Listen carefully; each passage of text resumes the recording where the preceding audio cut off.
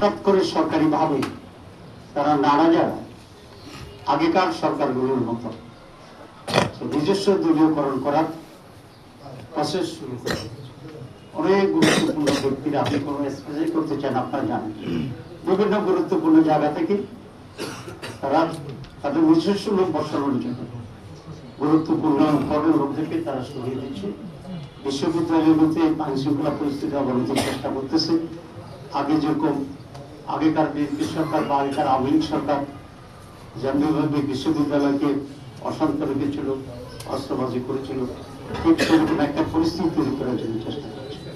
যদিও সেটা সহজ হবে না, কারণ সাধারণ ছাত্রীদের রুচির ভিতরে পরিবর্তন হচ্ছে। সাধারণ ছাত্রীরা ছাত্রছাত্রীরা অস্ত্রের পিছনে যোগ দিয়ে নিজের কেরিয়ার নষ্ট করবে, এটা সম্ভবত ছাত্র এটা চাইবে না। কারণ তারা ইতিমধ্যেই ডাকসু জাকসু সব জেলায় নির্বাচিত প্রতিনিধির মাধ্যমে ইউনিভার্সিটিগুলোতে লেখাপড়ার একটা সুস্থ পরিবেশ পেয়েছে, একটু খাবার দাবারের উন্নত পরিবেশ পেয়েছে। হোস্টেলগুলোতে কি গ্যাস কি একটা মাইগ্রেটের যে জায়গা হয় প্রফেসর সেল, এটা গণরোগ বন্ধ হয়ে গেছে। সুতরাং they got a different test, they got a different environment, and they got an environment for study and career building. So they will not go back. I hope যে আগের নৈরাজ্য অস্ত্রবাদী গণরোগের দিকে। সুতরাং সরকার যদি এরকম ভুল সিদ্ধান্ত নিতে থাকে তাহলে ভার্সিটিগুলোতে আবার লেখাপড়ার পরিবেশ নষ্ট হবে, ক্লাস হবে।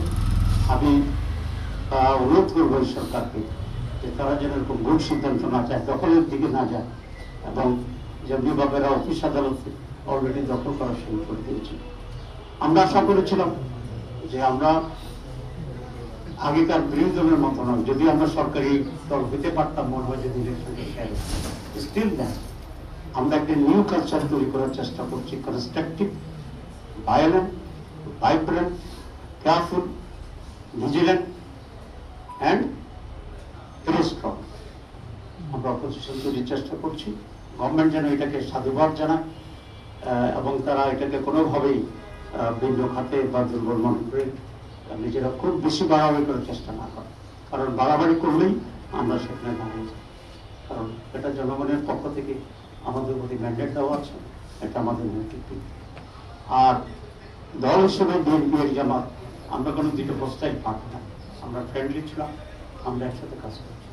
সুতরাং বিএনপিও এটা মনে রাখতে পারো যে আলাপ আলোচনার ভিত্তিতে, পরামর্শের ভিত্তিতে তারা রাষ্ট্র পরিচালনা করবেন, এদের সাথে চুক্তি করবেন এবং বিভিন্ন ডেভেলপমেন্ট ওয়ার্কগুলো করবেন। কিন্তু আনফর্চুনেটলি এই যে ট্রান্সফার হচ্ছে, কারো চাকরিচ্যুত হচ্ছে, কাকে মত দেওয়া হচ্ছে, কাকে অভিযোগ করা হচ্ছে, এখন পর্যন্ত আমাদের সাথে তেমন কোনো আলাপ আলোচনা বা এক্সচেঞ্জ অফ ভিউজ তারা আশা করি সেটা তারা ইনশাল্লাহ করবেন। সুতরাং নেক্সট 12 তারিখে যে পার্লামেন্ট আমি মনে করি গুড বিগিনিং, এবং আপনার যারা যে ইংরেজিতে কথা হচ্ছে গুড বিগিনিং ইজ হাফ ডান। আমরা